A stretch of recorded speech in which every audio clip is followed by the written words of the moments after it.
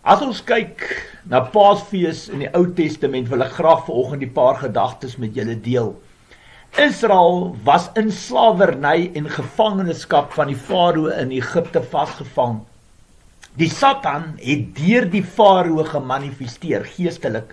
Die Egiptenaar was 'n heidense volk, 'n heidense land. Hulle die hemelse God nie aanbid nie.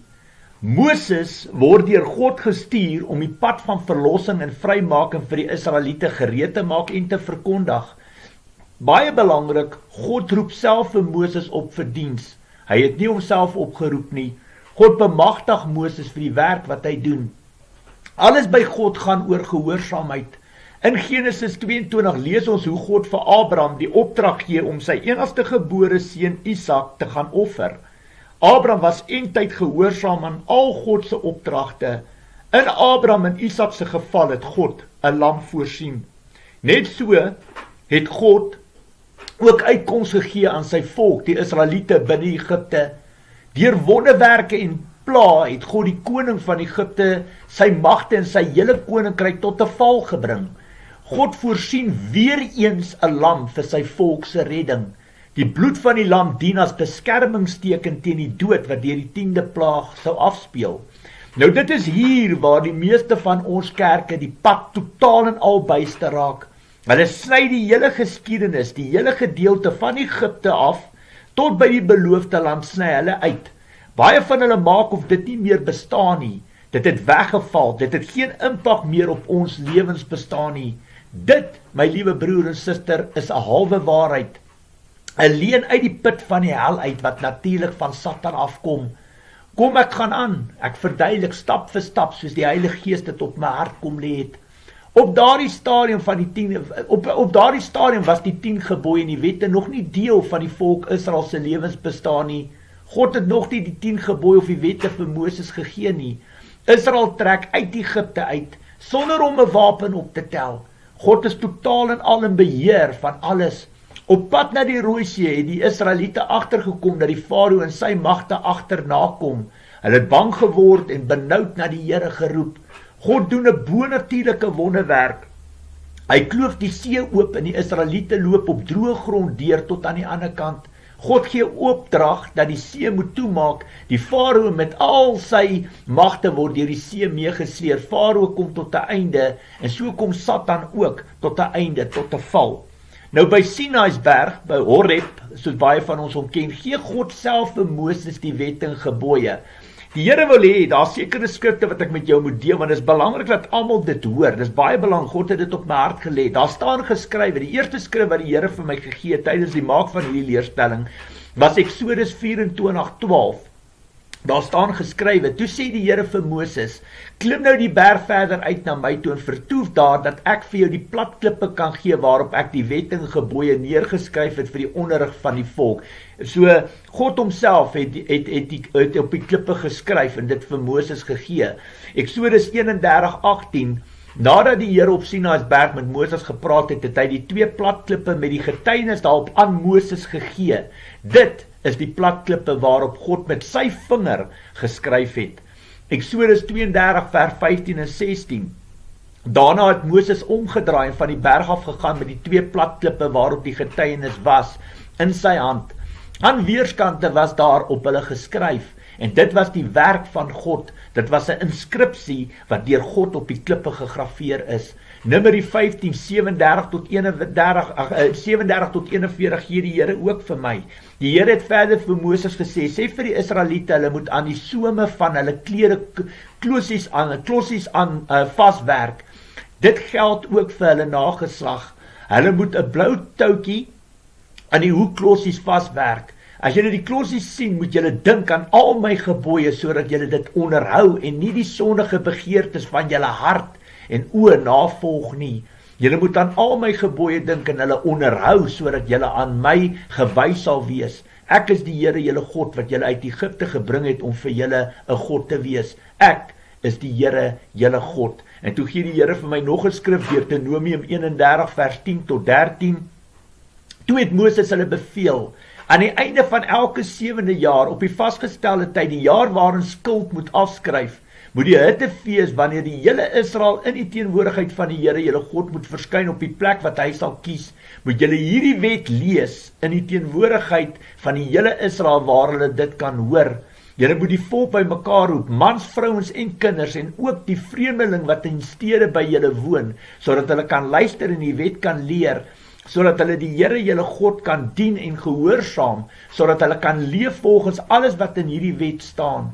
So sal hulle kinders wat nie hierdie wet ken nie, dit kan hoor en leer, en sal hulle die Here julle God kan dien, solank as julle lewe in die land waarin julle deur die Jordaan trek, om dit in besit te gaan neem.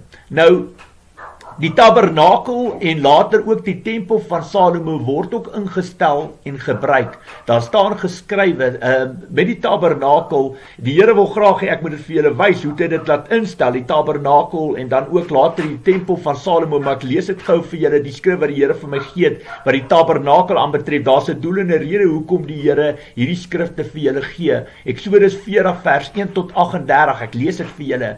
Die Here het vir Moses gesê, op die eerste dag van die eerste maand moet jy die tabernakel, die tent van ontmoeting, opslaan. Jy moet die ark met die getuienis neersit in die tent en die ark afskort met die voorhangsel. Dan moet jy die tafel inbring en sy toebehore daarop reg sit. Jy moet ook die kandelaar inbring en sy lampe opsteek. Die goue wierookaltaar moet jy neersit voor die ark met die getuienis en dan die voorhangsel in die deur van die tabernakel hang. Jy moet die brandofferaltaar neersit voor die ingang van die tabernakel, die tent van ontmoeting. Die waskom moet jy neersit tussen die tent van ontmoeting en die altaar en jy moet water daarin gooi. Jy moet die voorhof opslaan van die afskorting in die ingang van die voorhof hang. Vat dan salfolie en salf die tabernakel en alles wat daarin is. Wy die tabernakel en al die toebehore, dan sal dit gewyd wees. Salf die brandofferaltaar en al sy toebehore. Jy moet die altaar ook wy, dit moet 'n gewyde altaar wees. Salf die waskom en sy voetstuk en wy dit ook. Laat Aaron en sy seuns na die deur van die tent van ontmoeting toe kom en was hulle met water. Laat Aaron dan die gewyde klere aantrek, salf en wy hom, sodat hy vir my as priester kan diens doen. Laat sy seuns ook nader kom en laat hulle ook hulle priesterklere aantrek. Jy moet hulle salf soos jy hulle pa gesalf het, sodat ook hulle vir my as priesters kan diens doen. Hulle salwing dui aan dat hulle en hulle nageslag vir altyd as priesters sal moet diens doen. Moses het alles gedoen presies net soos die Here hom beveel het. Op die eerste dag van die eerste maand van die tweede jaar na die uittog uit is die tabernakel opgerig. Moses het dit soos volg gedoen. Hy het die voetstukke neergesit, die rame regop gesit, die dwarslatte vasgesit en die style regop gesit. Hy het die tent oor die tabernakel gesit en die seil daarbo oorgespan, soos die Here hom beveel het. Hy het die getuienis gevat en dit in die ark gesit. Hy het die draaghoute van die ark ingesteek en die deksel bo oor die ark neergesit. Daarna het hy die ark in die tabernakel gebring en die voorhangsel opgehang om die ark met die getuienis af te skort, soos die Here hom beveel het. Hy het die tafel in die tent van ontmoeting neersit aan die noordekant van die tabernakel buite die voorhangsel. Hy het die offerbrood daarop neergesit voor die Here, soos die Here hom beveel het. Hy het die kandelaar in die tent van ontmoeting neersit reg oor die tafel en aan die suidekant van die tabernakel. Toe het hy die lampe opgesteek voor die Here, soos die Here hom beveel het. Hy het die goue altaar in die tent van ontmoeting neergesit voor die voorhangsel. Toe het hy geurende wierook daarop aan die brand gesteek, soos die Here hom beveel het. Hy het 'n afskorting in die deur van die tabernakel gehang. Hy het die brandofferaltaar neergesit by die deur van die tabernakel, die tent van ontmoeting en daarop brandoffers en graanoffers aan die brand gesteek, soos die Here hom beveel het. Hy het die waskom neergesit tussen die tent van ontmoeting en die brandofferaltaar en die waswater daarin gegooi. Moses, Aaron en sy seuns het hulle hande en hulle voete daarin gewas. Elke keer as hulle by die tent van ontmoeting kom en na die altaar toe gaan, het hulle eers gewas, soos die Here vir Moses beveel het. Daarna het hy die voorhof rondom die tabernakel en die altaar opgerig en die afskorting voor die ingang van die voorhof gehang. So het Moses sy werk afgehandel. 'n Wolk het die tent van ontmoeting oordek en die magtige teenwoordigheid van die Here het die tabernakel gevul. Moses kon nie in die tent van ontmoeting inkom nie, die wolk was daarin en die magtige teenwoordigheid van die Here het die tabernakel gevul. Later het dit so gegaan. Wanneer die wolk van die tabernakel af van die Israeliete uit wegtrek, het hulle agter die wolk aan versit. As die wolk nie weggetrek het nie, het hulle daar gebly totdat dit wel weggetrek het. Die wolk van die Here was bedags 'n wolk oor die tabernakel en snags het dit 'n vuur daarbo oor geword. So het die hele Israel dit ervaar elke keer as hulle versit. Okay, dis die een skrif wat die Here vir my gee oor die tabernakel en het hy my nog een skrif gegee en dit is Eksodus 33 vers 7. Moses het 'n tent gevat en dit ver buite die kamp gaan opslaan. Hy het dit die tent van ontmoeting genoem. Elkeen wat na die wil van die Here wou vra, het na die tent van ontmoeting buite die kamp gegaan. My liewe broers en susters, baie belangrik, dis vir die Here belangrik dat ek hierdie goedjies lees. Daar's 'n doel en 'n rede op die einde van die dag, veral in my opsomming op die einde van die dag. Nou as ons kyk na die tempel van Salomo, wat later gebou is, gee die Here vir my die volgende skrifte, 1 Konings 6 vers 1, 480 jaar nadat die Israeliete uit Egipte getrek het, 4 jaar nadat Salomo koning van Israel geword het, het hy begin bou aan die tempel van die Here. Dit was in die maand Sif, die tweede maand. Nou gee die Here vir my 1 Konings 8 vers 10 en 11. Toe die priesters uit die heiligdom kom, het die wolk die huis van die Here gevul. Daarom kon die priesters nie vir diens aantree nie. Dit was die magtige teenwoordigheid van die Here wat die huis van die Here gevul het. Soos dit ook in die tabernakel sien. Dan gee die Here ook vir my 1 Konings 9 vers 3. Ek het jou gebed en jou smeking wat jy tot my gerig het verhoor. Ek heilig hierdie tempel wat jy gebou het, sodat my naam altyd daar sal wees. Ek sal altyd daarvoor sorg en daaraan dink. Nou, die Lewiete doen die diens in die tabernakel en die tempel van Salomo. Die priesters is gewy aan die Here vir die tempeldiens. God roep hulle op vir diens. Dit is 'n heilige werk. Nou baie belangrik dat jy sal besef en weet dat God die mense opgeroep het en gekies het. Hy het hulle bemagtig vir die sekere werk wat hulle doen. Hulle het nie net hulle self geroep en nou maak hulle net wat hulle wil nie. Dis baie belangrik en dis hoekom die Here ook dat ek hierdie tipe skrifte vir julle gee om vir julle te wys hoe heilig dit was en hoe gewy daai priesters en daai Lewiete was in diens van God. Die Here gee vir my skrifte wat ek met julle moet deel. Dis alles deel. Jy moet dit wat uit my mond uitkom, moet ek staaf en bevestig. En dis hoekom die Here dit vir my gee om vir julle te gee. Eksodus 40 vers 12 tot 15 gee die Here vir my. Laat Aaron en sy seuns na die deur van die tent van ontmoeting toe kom en was hulle met water. Laat Aaron dan die gewyde klere aantrek, salf en wy hom sodat hy vir my as priester kan diens doen. Laat sy seuns ook nader kom en laat hulle ook hulle priesterklere aantrek. Jy moet hulle salf soos jy hulle pa gesalf het sodat hulle vir my as priesters kan diens doen. Hulle salwing dui aan dat hulle en hulle nageslag vir altyd as priesters sal moet diens doen. Alraai, baie belangrik. Dan gee die Here vir my Numeri 3 vers 5 tot 13 en dan vers 41 tot 45. Die Here het verder vir Moses gesê, stel die stam Lewi tot beskikking van priester Aaron, dat hulle hom kan help. Hulle moet vir Aaron en die gemeente diensbeurte wegneem, hulle moet vir Aaron in die gemeente diensbeurte waarneem in die tent van ontmoeting deur die werk wat hulle in die tabernakel doen. Hulle moet sorg vir al die toebehore van die tent van ontmoeting. Hulle moet die diensbeurte vir die volk Israel waarneem deur die werk wat hulle in die tabernakel doen. Jy moet die Lewiete tot beskikking van Aaron en sy seuns stel. Uit die volk Israel is hulle die mense wat volkome aan Aaron se diens gewy is. Net aan Aaron en sy seuns is dit opgedra om die priesterdiens te verrig. 'n Onbevoegde persoon wat nader kom om dit te doen, moet doodgemaak word. Die Here het weer met Moses gepraat en gesê, kyk, ek het die Lewiete uit die volk vir my geneem in die plek van al Israel se eersgeborenes. Hulle behoort aan my. Al die eersgeborenes is myne. Die dag toe ek al die eersgeborenes van die Egiptenaars omgebring het, het ek die van Israel, van mens en dier, vir my opgeëis. Hulle behoort aan my, ek is die Here.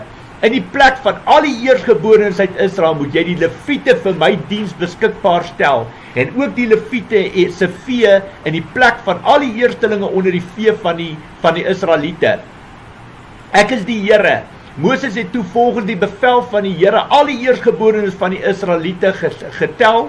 Die manlike eersgeborenes van 'n maand en ouer wie se name opgeskryf is, was 22.273. Die Here het verder vir Moses gesê, stel die Lewiete beskikbaar vir my diens in die plek van al Israel se eersgeborenes. Neem ook die Lewiete se vee in die plek van die Israeliete sin. Die Lewiete behoort aan my. ek is die Here. Okay, dit is die eerste skrif. Die tweede skrif, dan gee die Here vir my nog 'n skrif. Dit gaan alles oor die heiligheid en laat daai mense opgeroep deur God bemagtig was om die werk te doen. Dit kan gebeur dat julle onopsetlik sondig en nie handel volgens al die gebooie wat ek, die Here, aan Moses gegee het nie. Dat julle nie handel volgens alles wat ek julle deur Moses beveel het van die dag af waarop ek dit gegee het en verder in julle nageslagte nie. As dit onopsetlik gedoen is sonder dat die gemeente daarvan bewus was, moet die hele gemeente 'n jong bul as brandoffer berei, wat deur my die Here aanvaar word. Hulle moet dit berei saam met die voorgeskrewe graan en drankoffer en 'n bokram en sondeoffer. Die priester moet vir die hele gemeente van Israel versoening doen en hulle sal vergewe word, want dit was onopsetlik. En hulle het vir hulle onopsetlike sonde hulle vuuroffer en hulle sondeoffer vir my gebring. Die hele gemeente van Israel en die vreemdeling wat by hulle woon, sal vergewe word, want hulle het onopsetlik gesondig. As een persoon onopsetlik sondig, moet hy 'n jaar oud bok ooi as sondeoffer bring. Die priester moet vir die persoon wat onopsetlik gesondig het voor my versoening doen, en as die versoening vir hom gedoen is, sal die sonde hom vergewe word. Een en dieselfde wet geld vir elkeen wat onopsetlik gesondig het, of hy 'n gebore Israeliet is, of 'n vreemdeling wat by julle woon. Verstaan julle die diens van die priester, van die leviete, wat 'n heilige werk hulle kon doen, en die gesag, die autoriteit wat hulle van God ontvang het, is ongelooflik. Dan gee die Here vir my nog 'n skrif om met julle te deel, Esegiel 44, vers 10 tot 16, en dan ook vers 20 tot 31. Ek lees dit vir julle, dit is vir God belang, dat dit wat uit my mond uitkom, moet ek staaf en bevestig met die woord. Net die leviete kon dit doen, maar die leviete het van my vervreem geraak toe Israel my verlaat en hulle afgode gedien het. Die leviete moet die straf vir hulle sonde dra. Hulle mag diens doen in my heiligdom as wagte by die tempelpoorte en as tempelbediendes. Hulle mag die diere vir die brandoffer en die ander offers slag vir die volk en die nodige vir die volk doen. Maar hulle het ook die nodige vir die volk gedoen in die diens van afgode. Hulle het Israel in sonde laat verval en daarom steek ek my hand teen hulle uit en laat ek hulle die straf vir hulle sonde dra, sê die Here my God. Hulle mag nie in my teenwoordigheid kom om priesters te wees in my diens nie. Hulle mag nie raak aan die dinge wat aan my gewy is of aan die gewyde offergawes nie. Hulle moet die straf dra vir hulle skandelike, afskuwelike optredes. Ek maak hulle die tempelbediendes wat moet sorg vir al die werk aan die tempel. Alles wat daar aan die tempel gedoen moet word. Net die levitiese priesters uit die geslag van Sadok het die dienswerk in my heiligdom onderhou toe die Israeliete my verlaat het. Hierdie priesters mag in my teenwoordigheid kom en die dienswerk vir my verrig. Hulle mag in my diens staan en vir my vet en bloed as offer aanbied, sê die Here my God. Hulle mag in my heiligdom kom, hulle mag na my altaar toe kom en my daar dien, die diens tot my eer daar verrig. Priesters mag nie hulle kop skaal skeer nie. Met hulle mag ook nie lang hare hê nie. Hulle moet hulle hare netjies sny. Geen priester mag wyn drink wanneer hy in die binneste voorhof moet ingaan nie. Hulle mag ook nie trou met weduwees of geskeide vrouens nie. Hulle mag nie trou met Israelitiese jong meisies of met jong weduwees van priesters. Die priesters moet my volk onderrig oor die onderskeid tussen wat gewyd en wat nie gewyd is nie, en hulle leer om te onderskei tussen wat rein en wat onrein is. Waar daar geskille is, moet die priesters as regters optree en uitspraak lewer ooreenkomstig my bepalings. Hulle moet toesien dat my wil en my voorskrifte op al die feesdae in ag geneem word en dat my sabbate geheilig gehou word. Hulle mag nie onrein word deur naby 'n lijk te kom nie. Net in die geval van ouers of kinders of broers of ongetroude susters mag 'n priester onrein word en dan moet hy na sy reiniging 7 dae laat verloop en op die dag wanneer hy weer in die heiligdom in die binneste voorhof ingaan om die dienswerk in die heiligdom te doen, moet hy 'n sondeoffer bring, sê die Here my God. As eiendom ontvang die priesters van wat my toekom. Hulle kry nie 'n besitting tussen die Israeliete nie, want hulle besitting is wat ek vir hulle gegee het, gee uit wat myne is. Hulle mag die graanoffer, die sondeoffer, die skuldoffer eet, en hulle kry alles wat in Israel aan my gewy word. Verder kom aan die priesters toe die beste van al die eersteling offers. Al die offergawes wat deur die volk gebring word, Die Israeliete moet ook die beste van alles wat hulle bak vir die priesters gee, dan sal die Here die huis waaruit dit kom seën. Priesters mag nie voëls of diere wat gevrek het of deur roofdiere gevang is eet nie. Nou baie belangrik, die rede is hoekom hierdie is, julle moet verstaan dat ons werk nou in die Ou Testament, hoe Paasfees gevier is, maar dit gaan oor die tabernakel, dit gaan oor die tempel van Salomo, maar ook dat die priesters en leviete was deur God geheilig en geroep en bemagtig om hierdie werk te doen. Nou kyk outomaties, nou gaan ons kyk hoe dit gewerk, verstaan jy, mense het bulle en skaapramme en lammers en bokramme ensovoorts. Ja, bulle, skaapramme, lammer, bokramme ensovoort dien as sondeoffers, skuldoffers, brandoffers, maaltydoffers en graanoffers vir die volk se sondes. Baie belangrik, dis hoe hulle sondes bely, hulle sondes, verstaan, dit is hoe die offers gebring is vir die sondes. Dit was natuurlik sondes wat nie tot die dood toe gelei het nie. Baie belangrik, ons kom nou daar. Ek gee graag 'n voorbeeld, daar staan geskrywe, luister baie mooi, van hierdie tipe sonde. Levitikus 4 sê die Here vers 1 en vers 2, vers 13 tot 23 en dan vers 27 en 28 wil die Here hê, ek moet vir julle gee. Die Here het vir Moses gesê, sê vir die Israeliete, wanneer iemand onopsetlik teen enige van die gebooie van die Here sondig en iets doen wat hy nie mag doen nie, moet soos volg gehandel word. Luister baie mooi.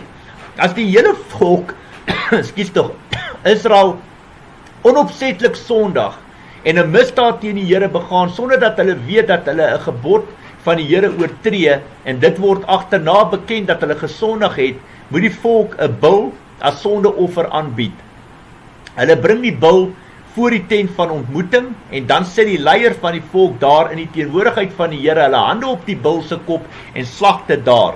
Die gesalfde priester neem van die bloed na die tent van ontmoeting toe, ekskuus tog, steek sy vinger in die bloed en sprinkel van die bloed 7 maal in die teenwoordigheid van die Here op die voorkant van die voorhangsel.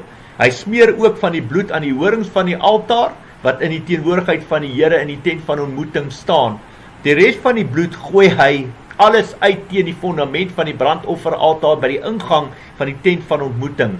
Hy verwyder ook al die vet van die dier en verbrand dit op die altaar. Verder doen hy met die bul presies wat hy gedoen word met die sondeoffer. So doen die priester versoening vir die volk en word hulle sonde vergewe. Hy bring dan die bul buitekant die kamp en verbrand dit net soos die bul wat voorheen genoem is. Dit is die sondeoffer van die volk. As 'n geslagsdraer sondig en 'n misdaad teen die Here begaan, deurdat hy sonder opset 'n gebod van die Here sy God oortree en die sonde wat hy gedoen het, word onder sy aandag gebring, bring hy 'n bokram sonder liggaamsgebrek as offer. As een van die burgers van die land sonder opset sondig en 'n misdaad teen die Here begaan, deurdat hy 'n gebod van die Here oortree en die sonde wat hy gedoen het, word onder sy aandag gebring, bring hy 'n bokooi sonder liggaamsgebrek as offer vir die sonde wat hy begaan het. Baie belangrik, hierdie was sondes wat onopsetlike sondes was, sonde wat nie tot die dood toe gelei het. Nou kom ons kyk na opsetlike sondes. Baie belangrik, kyk wat het gebeur in die geval van opsetlike sondes. Opsetlike sondes, dit is nou die 35 sondes wat tot die dood toe gelei het. As jy jou Sabbatdag onheilig het, het hulle jou doodgegooi met klippe, homoseksualiteit beoefen, het hulle jou doodgegooi met klippe, voorhuwelikse seks, het hulle jou doodgegooi met klippe, as jy met diere seks het, doodgegooi met klippe. Daar's 35 sondes wat tot die dood lei. Nou, dit is die doodstraf sondes, soos ek dit noem, opsetlike sondes. Die woord sê, luister mooi wat sê die woord. Dis die Here wil hê ek moet dit so staaf en bevestig, soos ek dit aan julle oopbreek. Numeri 15, vers 30 en 31, hoor die woord van die Here. Maar die landsburger of vreemdeling wat moedswillig sondig, doen my die Here oneer aan en hy moet van sy volk afgesny word. Omdat hy die woord van die Here verag het en sy gebooie verbreek het, moet so iemand doodgemaak word. Hy moet die straf vir sy sonde dra. Baie belangrik. So, as jy daai sonde gedoen het, jy sal ook nou lees, Deuteronomium 19 vers 15 gee die Here saam met daai skrif vir my om vir julle te gee. Hoor wat sê die woord. Dan mag jy net een persoon teen iemand getuig nie, al was die oortreding of die misdaad ook wat. Al het hy ook hoe verkeerd gehandel, 'n beskuldiging kan net bewys word deur die getuienis van 2 of 3 getuienis. So as jy 'n sonde gedoen het wat tot die dood toe lei, kom ons sê jy het jou Sabbatdag onheilig en 2 of 3 mense is getuies daarvan, het hulle jou doodgegooi met klippe. So maklik is dit. Maar hier sê die woord, as daar nie 2 of 3 getuies was nie, maak nie saak wat die oortreding is nie, kon hulle jou nie doodgegooi het met klippe nie, want daar was nie bewysstukke nie. Verstaan jy? Nou baie belangrik, as ons kyk na die reiniging. Reiniging is wat gebeur voor die Paasweek. Dit is verskriklik belangrik. Dit is belangrik dat jy mooi luister. Dit is hoe die Paasweek in die Ou Testament gedoen was voor Jesus Christus gekom het en wat alles gepaard gegaan het voor hulle Paasweek gehou. Luister baie mooi. Die Here gee vir my dit om vir julle te kan gee. Alles gepaard gaan met die reiniging. Die voorbeeld van die reiniging. Gee die Here vir my 'n voorbeeld wat ek met julle moet deel en dit is Esra uit die nageslag van Aaron. Die Here gee vir my daarso, dit gaan oor die reiniging, 'n voorbeeld daarvan, Esra 6 vers 20 tot 22. Die priesters en die leviete het hulle sonder uitsondering gereinig en almal was rein. Die leviete het die paaslam geslag vir almal wat uit die ballingskap teruggekom het en vir hulle amptgenote, die priesters en vir hulle self. Die paaslam is geëet deur die Israeliete wat uit die ballingskap teruggekom het en deur elkeen wat hom van die onreinheid van die heidene in die land afgeskei het om die Here die God van Israel te dien. Hulle het die fees van die ongesuurde brood 7 dae met vreugde gevier. Luister baie mooi, daai ongesuurde brood, daai fees, ons kom nou weer daarby. Die Here het hulle die vreugde geskenk toe hy die gesindheid van die koning van Assirië teenoor hulle verander het en die hulle hande gesterk het in die werk aan die tempel van die God van Israel. Nou luister baie mooi. Doen belydenis, sê die Here, luister baie mooi, ek gaan dit nou staaf bevestig in die woord, doen belydenis, geloof sonder die werke beteken niks. So die Here wil nou hê, ek moet vir julle bewys, hoe het Israel, hoe daai volk, hoe daai Israeliete 'n sondebelydenis gedoen en hoe het hulle tot op die einde van die dag geloof by hulle werke gevoeg. Luister baie mooi. Esra 10 vers 11 en vers 44 gee die Here vir julle. Doen belydenis voor die Here, die God van julle voorvaders en doen wat hy wil hê. Skei julle af van die heidene nasies en die vreemde vrouens. Al die mense was met vreemde vrouens getroud, maar hulle het van die vrouens geskei en hulle kinders saam weggestuur. Jy sien, hulle het 'n sondeblydenis gedoen, hulle het bekeer, het weggedraai van die Here, maar hulle het ook geloof by die dade gesit. Verstaan, dade by die geloof gesit en die vrouens weggestuur met kinders en al, baie belangrik. Nou, die woord sê ook weer eens wat die Here wil hê ek moet hierdie skrif vir julle gee, bekeer. Die Here gee vir julle Sagaria 1 vers 3 tot 4, gee die Here vir my te bewys wat die Here gesê het ook daai tyd. Sagaria 1 vers 3 en 4. En nou moet jy vir jou volk sê, so sê die Here die Almagtige, bekeer julle tot my, sê die Here die Almagtige, dan sal ek weer by julle wees, sê die Here die Almagtige, moenie soos julle voorvaders wees nie.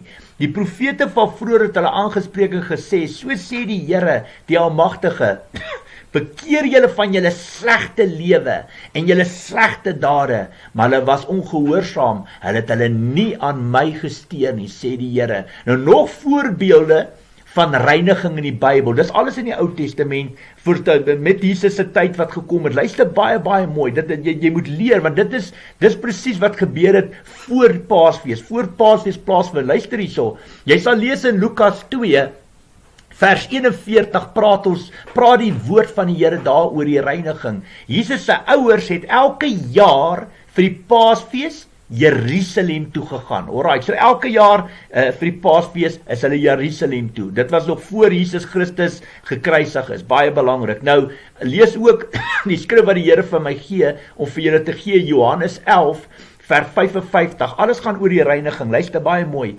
Die Paasfees van die Jode was naby.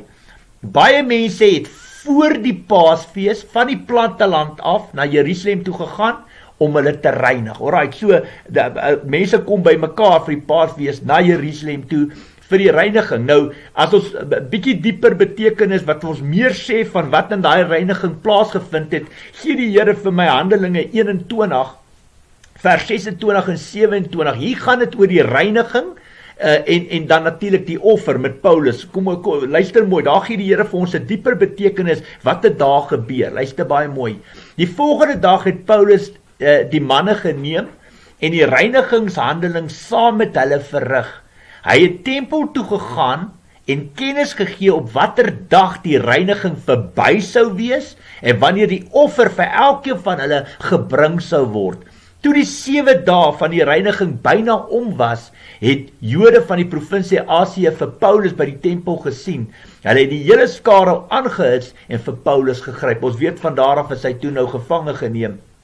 En alles wat daarmee gepaard gaan na die tyd. Dit is net belangrik dat jy sien dat na die 7 dae, so hulle gaan in vir 'n reiniging, na 7 dae moet die offer gebring word. Dit gebeur alles voor die Paasfees. Nou, luister baie mooi wat die Here op my hart gedruk het om vir julle ook te gee, wat die Here ook vir my in hierdie tyd van voorbereiding gee. Die fees van die ongesuurde brood. Dit is nou wat plaasvind voor die Paasfees. Verstaan jy, daai fees. Die fees van die ongesuurde brood, wat die seremonie van reiniging is, luister baie mooi, om vergifnis te vra, wat 7 dae duur, moet gedoen word voordat hulle na Jerusalem, na die tempel toe kon gaan, om Pasga te vier. Luister baie mooi.